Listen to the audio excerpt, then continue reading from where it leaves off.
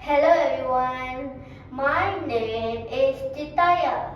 Today I like to recite a poem titled The Hungry Homework Book.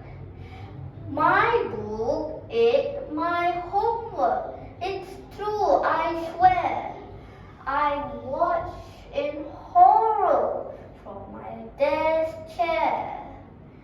Gobbled it up without even a chill. Then looked up at me as if asking for more food. Pages flapped wildly. Binder rings did a dance. I tried to retrieve it, didn't stand a chance. The equation, the essays all went inside. In the belly of my book, they now reside. When I tell teachers, they didn't believe the tale. Book eating homework, that's an epic fail.